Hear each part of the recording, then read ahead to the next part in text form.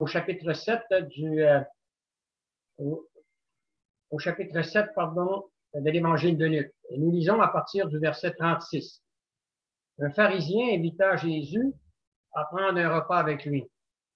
Jésus se rendit dans la maison du pharisien et se mit à table. Le verset 49 laisse penser que Jésus n'avait pas été le seul à avoir été invité par Simon le pharisien ce jour-là. Il est écrit que ceux qui étaient à table avec lui se mirent à dire eux-mêmes, qui est cet homme qui ose pardonner les péchés? Les pharisiens, frères et sœurs, nous le savons, étaient des fondamentalistes de leur époque, qui avaient fait une coupure totale avec le monde. C'était des gens qui ne dormaient pas beaucoup la nuit parce qu'ils craignaient que quelqu'un, peu importe l'endroit où il se trouvait, était en train de s'amuser. Ils ne pouvaient tout simplement pas supporter cette idée. Il est possible que ce jour-là, Jésus n'était pas le seul qui avait été invité chez Simon. Et si tel est le cas, la liste des invités devait être impressionnante. Je peux vous dire que tout le monde, peu importe le rang social qu'il occupait, voulait aller à cette grande fête parce que c'était quelque chose à ne pas manquer. Je pense, entre autres, à tous ces hommes importants de la synagogue ainsi que plusieurs notables de Jérusalem qui devaient être présents parce que l'invité de Marc était Jésus. Nous pouvons imaginer que lorsque les gens avaient appris que Jésus avait été invité chez Simon, la nouvelle s'était répandue comme une traînée de poudre dans la ville et que tous les gens qui avaient le même standing que Simon désiraient être là pour voir ce jeune Galiléen qui, du jour au lendemain, était devenu l'homme le plus populaire de la région.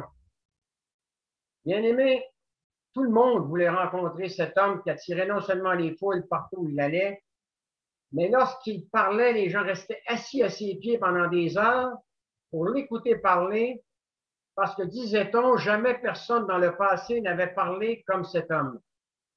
Sauf que cette rencontre ne se passera pas exactement comme Simon le pharisien l'avait pressenti et qu'elle ne donnera pas les résultats qu'il avait prévus. C'est ça, ce que nous apprêtons à découvrir dans cette histoire incroyable ce matin, c'est non seulement un Jésus débordant de grâce, mais que la grâce est quelque chose qui nous étonnera toujours. Ce passage que nous nous apprêtons à regarder ensemble devrait nous amener à réaliser non seulement que nous sommes tous impliqués dans cette histoire, mais qu'il nous révèle trois choses à propos de la grâce. Premièrement, il nous révèle que la grâce nous reçoit telle que nous sommes dans notre péché. On regarde le décor, imaginons le décor, Jésus se trouve dans la maison de Simon. Tout se déroule bien et tout le monde passe un bon moment. Jésus est détendu, il semblerait que tous ceux qui sont présents le sont également. Jésus, qui avait été invité à manger chez Simon, était allongé sur le sol en train de manger, parce que rappelez-vous qu'à cette époque, quand vous étiez invité à manger chez quelqu'un, vous n'étiez pas assis à une table, vous étiez plutôt allongé sur le sol, une main placée sur le côté de votre visage et le coude soutenant votre main. C'était de cette façon que les gens mangeaient à cette époque. On comprend mieux, à ce moment-là, pourquoi la Samaritaine mouillait Jésus de ses pieds, puisqu'elle est allée se coucher, finalement, au pied de Jésus qui était allongé sur le sol, tenu par son coude. Comme je viens de le dire, l'ambiance était plutôt bonne et les invités écoutaient religieusement Jésus. Lorsque tout à coup, un silence de mort, va remplir la pièce. Toutes les discussions s'étaient arrêtées et tous les yeux, frères et sœurs, s'étaient retournés vers quelqu'un qui venait soudainement de faire son apparition, qui avait réussi à mettre tout le monde mal à l'aise, à l'exception de Jésus. Il est écrit dans les versets 37 et 38 qu'il y avait une femme pécheresse, c'est-à-dire une femme de mauvaise réputation qui se trouvait dans la ville, et qu'ayant appris que Jésus était à table dans la maison de Simon le pharisien, apporta un vase d'albâtre plein de parfums et se tint derrière Jésus à ses pieds. Elle pleurait, et bientôt elle se mit à mouiller de ses larmes les pieds de Jésus, puis elle les essuya avec ses cheveux, les embrassa et répandit le parfum sur eux, nous dit le texte. Imaginez la scène. Vous êtes devant, frères et sœurs, une pièce probablement remplie de chefs religieux et de théologiens qui étaient venus entendre parler de Jésus. Pour le dire autrement, cette pièce était remplie de gens qui se croyaient justes devant Dieu. Tout à coup, voici quelqu'un qui fait son apparition et dont le nom n'apparaît pas sur la liste des invités. À elle seule, non seulement cette personne venait de casser l'ambiance de la fête, mais en plus c'était une femme, et pas n'importe quelle femme, parce que ce qu'elle faisait et ce qu'elle était, va faire retrousser les sourcils et le menton de la grande majorité des gens. De plus, Luc va prendre grand soin de bien la décrire. Il dit que c'était une femme de mauvaise réputation, c'est-à-dire une femme qui vivait dans le péché et qui se trouvait dans cette ville. En fait, frères et sœurs, ce qu'elle était, nous savons très bien ce qu'elle était. C'était une prostituée, une fille qui faisait le trottoir et qui était loin d'appartenir à cette classe de gens qui se trouvaient dans cette pièce. Frères et sœurs, il est bon de se rappeler, pardon. Pardon. Il est bon de, frères et sœurs, la scène que nous avons devant nous est celle d'une personne qui va manifester un amour et un dévouement, un dévouement extravagant à l'égard de Jésus. J'ai un chat dans la gorge.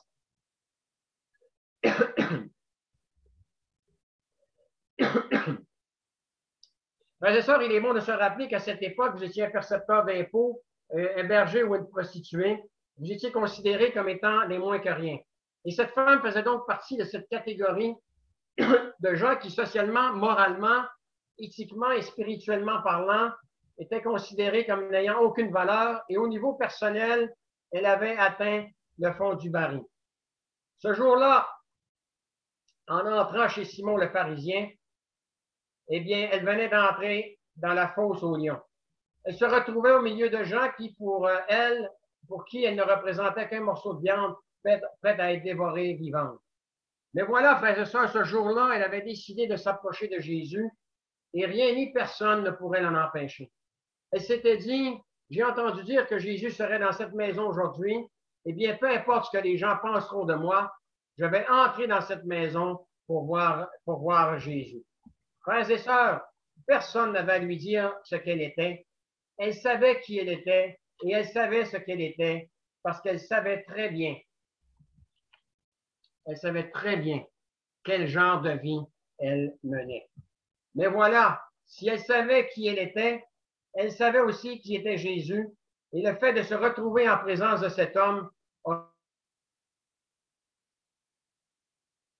pu la rendre très inconfortable.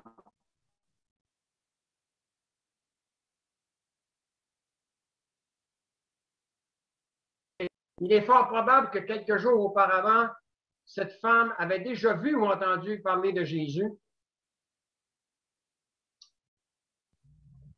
avait entendu parler, excusez, j'ai un problème avec mon Internet. Il est fort probable que quelques jours auparavant, cette femme avait déjà vu ou entendu parler de Jésus, voire même l'avoir suivi dans ses déplacements.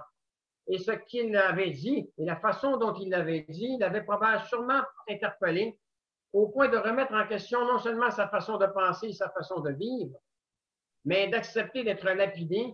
Et si c'était là le prix à payer pour s'approcher le plus près possible de lui pour l'écouter parler, lorsqu'elle va apprendre qui il était chez Simon, elle va courir vers lui pour lui manifester son amour et son affection. Je peux simplement imaginer, frères et sœurs, la première fois qu'elle a entendu parler de Jésus. Les paroles qu'elle avait entendues sortir de sa bouche étaient des paroles qu'elle n'avait jamais entendues auparavant, mais qui avaient résonné dans son cœur. Et malgré le fait qu'elle ne connaissait pas cette parole, elle en avait saisi tout son sens lorsqu'elle entendit clairement parler à travers son enseignement de la grâce de Dieu. Frères et sœurs, Simon le pharisien en avait assez vu. Il avait sûrement de la difficulté à se contenir. Il devait se dire en lui-même comment cette fille de rue a-t-elle pu oser entrer dans ma maison et se permettre de perturber ce repas? Comment a-t-elle pu oser me faire cela à moi? Luc écrit au verset 39 que lorsque le pharisien qui avait invité Jésus vit cela, il se dit en lui-même, si cet homme était vraiment un prophète, il saurait qui est cette femme qui le touche et ce qu'elle est. Il saurait que cette femme est une pécheresse. Ce que Simon ne savait pas, bien-aimé, c'est que non seulement Jésus savait très bien qui elle était, mais il savait également quelle sorte de pécheresse elle était. Frères et sœurs, puis-je me permettre de vous dire ce qui est vraiment tragique dans cette histoire, c'est que Simon n'avait pas compris quel était le vrai problème ici. Le problème n'était pas que cette femme était une pécheresse et que Jésus ne le savait pas. Le problème n'était pas là. Le problème était que Simon était un pécheur et qu'il ne le savait pas. C'était là où se trouvait le problème. Jésus savait très bien qu'elle était une pécheresse, tandis que Simon ne savait pas qu'il était un pécheur. Bien-aimé, d'où vient cette idée chez certains chrétiens que le péché nous disqualifie de bénéficier de la grâce de Dieu? Comment certains sont-ils arrivés à penser ainsi? Et pourquoi seraient-ils ainsi avec Dieu? Si au début du culte, quelqu'un était entré dans l'Église en portant un style de vêtements que nous ne portons jamais, ou si une femme était entrée à peine habillée, en affichant des tatouages dans le cou, sur les bras et sur le dessus des mains, ou encore s'il avait été évident que son orientation sexuelle ne correspondait pas à la nôtre, est-il possible que certains d'entre nous auraient pu se dire, c'est une véritable honte, qu'est-ce que cette femme pécheresse vient faire ici? D'où vient donc cette idée chez certains chrétiens que le péché nous disqualifie de bénéficier de la grâce de Dieu? Permettez-moi de vous révéler un premier secret. Bien-aimés, le péché est la seule chose qui nous qualifie pour pouvoir bénéficier de la grâce de Dieu. Permettez-moi de vous confier maintenant un autre secret. Je souhaite que nos églises soient remplies de gens qui ne croient pas en ce que nous croyons, qui ne voient pas les choses comme nous les voyons, qui pensent que la Bible n'est qu'un recueil de contes de fées, qui croient qu'ils vont bien et que s'ils vont bien, alors tout va bien dans ce monde, au point de nous dire non seulement qu'ils ne croient pas ce que nous croyons, mais qu'ils ne croient pas une seule minute que Jésus a ressuscité des morts. Vous savez la raison pour laquelle j'aimerais que nos églises soient remplies de ces personnes? C'est parce que c'est là une des principales raisons pour laquelle le Seigneur Jésus a laissé son Église sur la terre. Aller chercher et sauver ceux qui sont perdus. Frères et sœurs, il est important que nous saisissions bien cette vérité ou que nous nous rappelions bien cette vérité parce que nous la connaissons. Vous n'abandonnez pas votre péché pour recevoir ensuite la grâce de Dieu. Vous devez d'abord recevoir la grâce de Dieu afin de recevoir la puissance dont vous avez besoin pour abandonner votre péché. Cette prostituée savait ce qu'elle était quand elle est entrée dans la maison de Simon le pharisien. Jésus savait ce qu'elle était quand elle est entrée dans la maison de Simon le pharisien. Et il savait, parce qu'il était Dieu fait homme, qu'elle viendrait. C'était la raison pour laquelle il avait accepté de prendre ce repas chez Simon. Bien-aimés, si dans un premier temps, ce passage nous révèle que la grâce nous reçoit dans notre péché, dans un deuxième temps, ce passage nous révèle que la grâce de Dieu nous sauve de notre péché. Et avant de revenir à notre texte, permettez-moi de vous dire ce que Jésus s'apprête à faire ici. Il s'apprête à se répliquer de façon cinglante à Simon le pharisien, parce que Simon l'ignore peut-être, mais il va se faire complètement avoir par l'arrivée de cette prostituée. Il va se dévoiler lui-même en démontrant qu'il n'a jamais, au grand jamais, goûté à la grâce de Dieu. Ce jour-là, Jésus va enseigner quelque chose à Simon.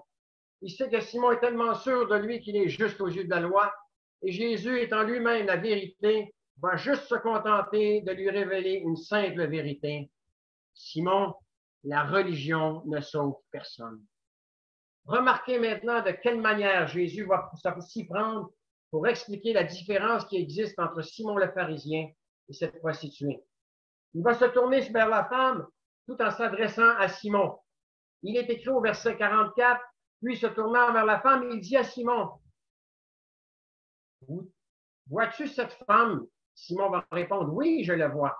Je suis entré dans ta maison et tu ne m'as pas donné d'eau, Simon, pour me laver les pieds.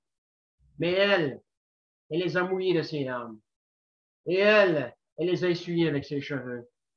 Tu ne m'as pas reçu en m'embrassant, Simon, mais elle n'a pas cessé de m'embrasser les pieds depuis que je suis entré dans cette maison.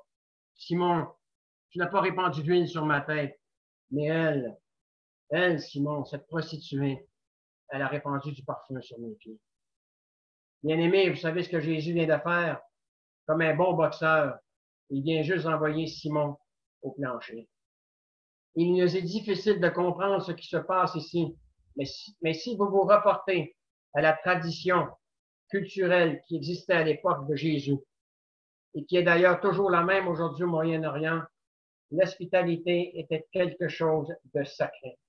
Au Moyen-Orient, vous avez non seulement la responsabilité culturelle d'accepter un étranger dans votre maison, mais vous aviez la responsabilité culturelle de nourrir cet étranger et de le loger chez vous si celui-ci n'avait aucune pièce, aucun endroit où aller.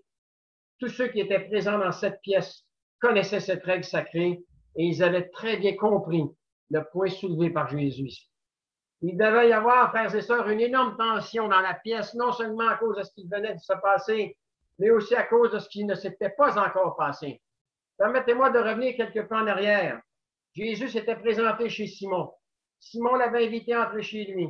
Jésus avait franchi le seuil de la maison, et quand Jésus est entré dans cette maison, toutes les courtoisies culturelles qu'un individu ou qu'un invité s'attendait à recevoir avaient été bafouées.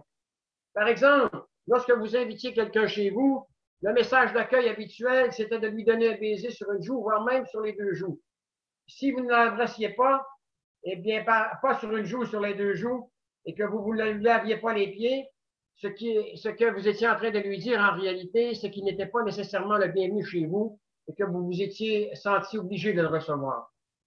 La personne invitée allait ensuite s'asseoir sur un tabouret autour d'un canapé en forme de U et avant de l'inviter à participer au repas, on lui lavait les mains en utilisant un mélange d'eau et d'huile d'olive.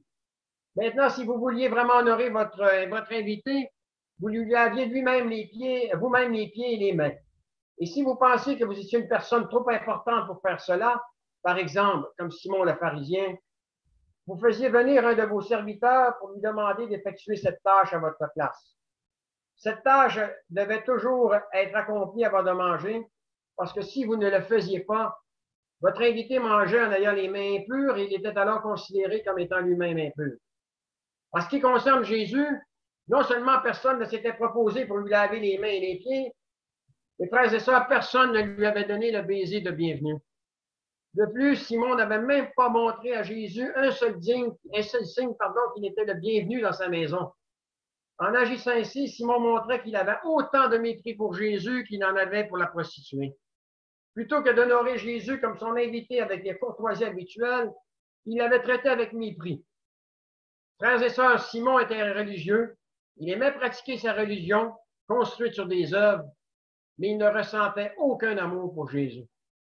La femme aimait tellement Jésus qu'elle a osé franchir toutes les lignes socialement acceptables pour le lui montrer. Qu'est-ce qui avait fait la différence dans la vie de cette femme? Ses péchés avaient été pardonnés. Et nous savons que pour remettre quelqu'un à sa place, Jésus savait comment s'y prendre. Et c'est alors qu'il va prononcer ces paroles qui vont assommer Simon. Écoutez ce que Jésus dit au verset 47. C'est pourquoi je te le déclare. Le grand amour qu'elle a manifesté prouve que ses nombreux péchés ont été pardonnés, Simon. Mais celui à qui on pardonne peu et ne manifeste que peu d'amour, sous-entendu comme toi, Simon, eh bien, difficile pour lui de pardonner. Frères et sœurs, c'est tellement important ce qui se passe ici. Cette prostituée ne lui avait pas lavé les pieds, ni embrassé les pieds, ni oint de parfum dans l'espoir de recevoir le pardon. C'était l'inverse. La raison qui l'avait poussé à laver les pieds de Jésus, à les embrasser et à répandre du parfum sur ses pieds, c'est parce qu'elle avait été pardonnée. Elle va montrer son attachement au Seigneur Jésus en accomplissant la tâche qui était normalement réservée à un esclave, celle de laver les pieds d'un invité. Quelle humilité, n'est-ce pas? Cette prostituée avait compris ce que Jésus avait fait pour elle et comme il le faisait toujours, il n'avait pas balayé son péché sous le tapis et encore moins agi comme si son péché n'existait pas. Il s'en était occupé. Son péché avait été pardonné et sa vie avait été transformée. Comment savons-nous que sa façon de vivre avait changé? Le flacon de parfum qui était un outil de son ancien métier pour charmer les hommes n'était plus nécessaire pour elle. Plutôt que d'en mettre sur elle afin de se rendre plus attirante et désirable, elle va montrer qu'elle s'était réellement repentie en le déversant sur les pieds de Jésus. Elle avait pris ce qu'elle utilisait pour vivre dans le péché, elle va le répandre sur les pieds de Jésus, manifestant par ce geste une vraie repentance qui amène intérieurement un véritable changement de cœur et extérieurement un véritable changement de comportement. Jésus va alors dire à la femme, au verset 48, tes péchés sont pardonnés. Bien-aimé, une simple déclaration comprenant 4 mots qui, dans la pratique, nous montre une vie transformée maintenant et pour l'éternité. Permettez-moi de vous poser une autre question. Est-ce que vous croyez que cette fille qui faisait le trottoir a un jour rêvé d'entendre quelqu'un lui dire « tes péchés sont pardonnés ». Pourtant, pour la première fois de sa vie, non seulement elle a entendu ces paroles, mais elle les a entendues de la seule personne dans tout l'univers qui avait l'autorité de lui citer ces paroles, et faire en sorte que cela devienne une réalité dans sa vie. Et lorsque ces paroles vont sortir de la bouche de Jésus, il était en train de lui dire, mon enfant, quand je te dis que tes péchés sont pardonnés, tes péchés sont vraiment pardonnés, parce que cela fait partie du miracle que produit la grâce dans la vie de quiconque de recevoir cette grâce qui vient de Dieu seul. Frères et sœurs, c'est là le miracle que vit quiconque reçoit la grâce de Dieu. Non seulement la grâce de Dieu nous reçoit dans notre péché, c'est-à-dire tel que nous sommes, mais elle nous sauve de nos péchés, faisant en sorte que nous devenions une autre personne. Nous passons de la mort, c'est-à-dire que nous passons de la mort à la vie, parce que nous naissons de nouveau. À chaque fois que vous entendez ces mots, vos péchés sont pardonnés. Vous pouvez avoir la certitude qu'ils sont pardonnés, parce que c'est la grâce elle-même qui parle. Bien-aimés, nous avons vu dans un premier temps que la grâce fait dans la vie, ce que fait la grâce fait dans la vie d'une personne. Elle nous reçoit dans notre péché lorsque nous venons à lui tel que nous sommes. Nous avons vu dans un deuxième temps que la grâce nous sauve de notre péché, c'est-à-dire que nos péchés sont pardonnés et que nous devenons une nouvelle personne. Nous allons maintenant voir dans un troisième temps, ce passage nous révèle que la grâce nous délivre de notre péché. Et c'est là que ce passage que nous sommes en train d'examiner devient vraiment intéressant. Car voyez-vous, parce que Jésus savait que Simon le pharisien ne comprenait pas très bien ce qui se passait, il va lui raconter une petite histoire, une parabole. Il faut dire que généralement, Jésus agissait ainsi à chaque fois qu'il voulait faire comprendre un point important à quelqu'un. Il aimait raconter des histoires, alors il va raconter l'histoire suivante à Simon. Frères et sœurs, Simon le pharisien ne le sait pas encore, mais l'histoire que Jésus s'apprête à raconter va agir comme un marteau-piqueur dans son cœur et le frapper en pleine figure. Savez-vous pourquoi Jésus va lui raconter cette histoire? Il voulait simplement lui faire comprendre ceci. Simon, tu as essayé de me remettre à ma place, c'est moi plutôt qui va te remettre à ta place. Alors Jésus va lui raconter cette histoire. Simon, j'ai quelque chose à te dire. Soulignons qu'à chaque fois que Jésus dit à quelqu'un, j'ai quelque chose à te dire, il vaut mieux attacher sa ceinture, n'est-ce pas? Simon répondit, parle, mais Simon est sur le point de découvrir que Jésus est vraiment un prophète. Parce que Jésus savait quel genre de femme le touchait. Et il savait aussi quel genre d'homme était assis en face de lui. Il savait que tous les deux, il n'y avait pas de différence entre les deux. Il savait que tous les deux étaient des pécheurs. Et Jésus dit, deux hommes devaient de l'argent à un prêteur. L'un devait 500 pièces d'argent et l'autre 50. Comme ni l'un ni l'autre ne pouvaient le rembourser, il leur supprimait leur dette à tous les deux. Jésus va maintenant poser une question toute simple à Simon. Simon, lequel des deux l'aimera le plus? Frères et sœurs, y a-t-il quelqu'un qui écoute ce message ce matin qui ne puisse pas répondre à cette question? Tout le monde peut répondre à cette question, n'est-ce pas? Ce que je veux dire, ce n'est pas difficile, c'est une question dont la réponse est facile. Et pourtant, mine de rien, cette question est en train d'achever Simon. Remarquez ce que Simon va répondre, parce que c'est une autre partie amusante de l'histoire. Simon répondit, celui, Seigneur, je pense, auquel il a le plus remis. Je pense, dit Simon. Frères et sœurs, je pense, dit Simon. Bien-aimé, les pharisiens avaient la réputation d'être très radins. Jésus aurait pu lui dire, arrête donc, Simon, tu penses rien, tu supposes rien, tu connais très bien la réponse, parce que tu connais très bien la valeur de l'argent. Mais Jésus va se contenter simplement de lui dire, tu as bien jugé. Quel lien y a-t-il entre cette parabole et la femme, et quel est le but que Jésus vise ici en la racontant? L'histoire est très simple. La parabole nous met en présence de deux hommes qui doivent tous les deux de l'argent à un prêteur. Le premier doit 10 fois ce que l'autre doit, c'est-à-dire 3 années de salaire. Et ce qu'ils ont en commun, c'est que ni l'un ni l'autre ne peut rembourser sa dette. Je pense que Simon commençait à voir où Jésus voulait en venir, mais il n'était pas prêt à admettre qu'il était un aussi grand pécheur que cette femme et que lui aussi avait besoin de voir son péché être pardonné. Voilà pourquoi il a répondu à la question de Jésus que c'est celui à qui on avait remis la plus grosse dette. Parce que pour Simon, par rapport à Dieu, s'il y avait bien une dette envers Dieu, c'était une toute petite dette. Le cœur de Simon était encore très endurci parce que la pratique de sa religion était un barrage routier qui résistait à la grâce. Bien-aimé, Simon représente celui qui fait des œuvres pour gagner son ciel, tandis que la femme, elle représente celle qui a été sauvée par grâce. Il est tellement difficile pour celui qui fait toutes sortes d'efforts pour gagner son ciel, comme Simon le religieux, d'aimer les pécheurs qui reçoivent gratuitement ce que lui fait comme effort pour gagner la faveur de Dieu. Bien-aimés, les religieux comme Simon n'apprécient pas la grâce. Frères et sœurs, ce que Jésus est en train de dire à Simon ici, il est en train de le répéter à nous aussi, à nous tous aujourd'hui. Il se peut que nous pensions qu'il y a certaines personnes qui ne fréquentent pas l'Église, c'est-à-dire qui vivent dans le monde, sont 10 fois pires que nous. Et il est aussi possible que nous pensions plus profond de nous-mêmes que parce que nous fréquentons l'Église, nous sommes 10 fois mieux que ces personnes qui vivent dans le monde. L'histoire de Simon vise à nous rappeler, entre autres, que nous sommes tous des pécheurs sauvés par grâce, que nous étions tous spirituellement en faillite et que nous avions tous une dette de péché que nous ne pouvions jamais rembourser. Donc, peu importe que nous soyons papes, pasteurs, anciens, prostitués, criminels ou membres d'une Église, en ce qui concerne le péché, nous sommes tous spirituellement morts, nous dit la parole. Nous sommes tous en faillite. Tous nos certificats de baptême, nos enveloppes de dîmes, notre présence à l'Église, nos bonnes actions et nos dons versés à des œuvres de charité ne nous permettent ni de payer ni d'effacer la moindre dette du péché que nous avons contracté. Nous étions tous fauchés, nous étions tous dans le même bateau. Nous avons entendu parler de la grâce de Dieu. La grâce de Dieu a frappé nos cœurs, elle nous a montré tels que nous étions et nous avons été sauvés par grâce par le moyen de la foi. Vous savez quel était le problème ici? C'est que la prostituée pouvait voir son péché, mais le pharisien ne pouvait pas voir le sien. Car voyez-vous, quand elle s'est regardée dans le miroir, cette femme, elle a vu jusqu'à quel point elle était une pécheresse. Mais quand Simon s'est regardé dans le miroir, il a vu jusqu'à quel point il était une bonne personne. Frères et sœurs, n'est-il pas juste de dire que ce n'est pas quand nous réalisons à quel point ce qu'il y a de bon en nous ne vaut rien que nous commençons à réaliser jusqu'à quel point la grâce de Dieu n'a pas de prix. De plus, nous ne verrons jamais jusqu'à quel point le Seigneur Jésus est grand, tant et aussi longtemps que nous ne verrons pas jusqu'à quel point nous sommes des pécheurs perdus sans la grâce de Dieu.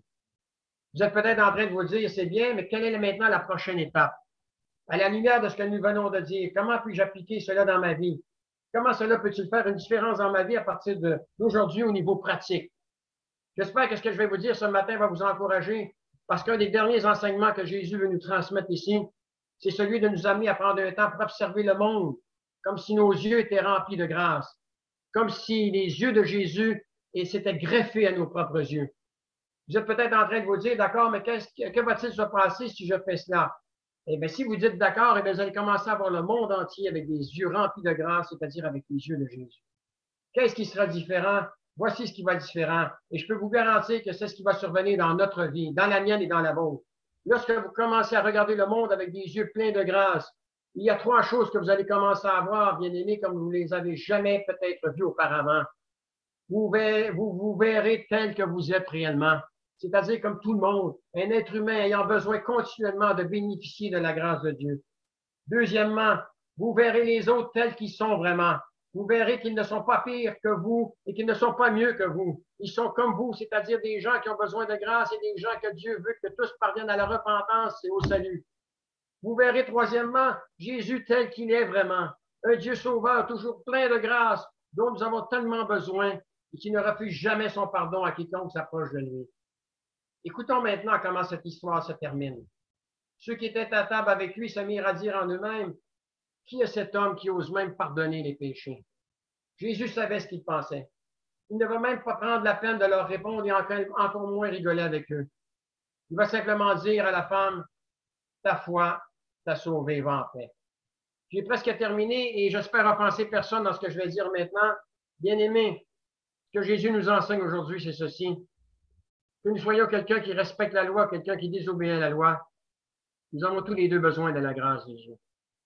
Peu importe que quelqu'un soit de tendance libérale ou de tendance conservatrice, peu importe qu'il soit gay ou hétéro, peu importe le parti politique qu'il soutient, peu importe qu'il fasse partie de la majorité ou de la minorité, peu importe qu'il ait été marié 1 fois, 2 fois, 3 fois, voire même divorcé autant de fois, peu importe qu'il soit un alcoolique ou accro au café, peu importe qu'il croit dans la Bible ou non, peu importe qu'il soit religieux ou irreligieux, peu importe qu'il soit croyant ou non croyant, peu importe qu'il soit bon ou mauvais, cela n'a pas d'importance.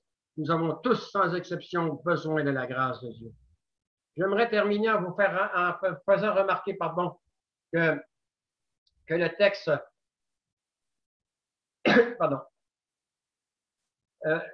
ne mentionne jamais le nom de cette femme. Permettez-moi de vous révéler ma petite théorie. Oui. sans pour autant affirmer que j'ai 100% raison. Je ne sais pas comment s'appelait cette femme avant de rencontrer Jésus, mais j'ai une petite idée par quel nom les gens l'interpellaient après sa rencontre avec Jésus. Je ne sais pas si quelqu'un dans l'assistance ou quelqu'un qui m'entend peut prendre une chance de dire comment les gens l'appelaient. Est-ce que je peux entendre quelqu'un qui veut tenter de donner un nom? Il est possible qu'il l'appelait grâce et non plus la prostituée. Dieu avait révélé sa grâce, source de salut pour tous les hommes, dans la personne de Jésus-Christ, à cette femme. Et cette grâce, elle ne s'est pas limitée à la venue, du Fils de Dieu sur cette terre pour apporter l'amour et le pardon à ceux qui méritaient le jugement. Pour que la grâce puisse nous apporter le salut et nous enrichir, le Seigneur devait encore passer par la mort sur la croix. Et ce Jésus, comme il nous a été rappelé à la Sainte Seine et dans la présidence, et ce Jésus qui a été abaissé pour un peu de temps au-dessus des anges, nous le voyons maintenant couronné de gloire et d'honneur à cause de la mort qu'il a soufferte, afin que par la grâce de Dieu, il souffrit la mort de tous. Aussi a-t-il suivi le chemin difficile qui conduisait de Jérusalem à Golgotha. Et là, sur la croix, celui qui personnifie la grâce de Dieu que nous adorons éternellement, s'est manifesté d'une manière parfaite envers nous qui étions des pécheurs, voire même des ennemis de Dieu. Bien-aimés, remercions Dieu d'avoir envoyé sur la terre celui qui personnifie sa grâce, le Seigneur Jésus, mort pour ses péchés, ressuscité pour nous accorder la vie éternelle et qui revient bientôt. Cherchez ceux qui ont goûté à sa grâce. Prions. Père Céleste, quel sacrifice incroyable que par le sang de Jésus, notre salut est une chose assurée. Merci d'avoir envoyé Jésus pour s'être offert en sacrifice pour moi et pour le reste du monde. Merci de nous avoir accordé la grâce suffisante pour t'aimer et te servir en nouveauté de vie et en pureté d'esprit. Dans notre union avec Jésus, accorde-nous la capacité, Père Céleste, de partager l'évangile de la grâce, c'est-à-dire tout ce qui concerne la vie nouvelle qui se trouve en Jésus, et de marcher dans tes pas pour que tu sois glorifié, et ce jusqu'à ce que tu nous rappelles à toi. C'est ce que je te demande au nom de Jésus. Amen.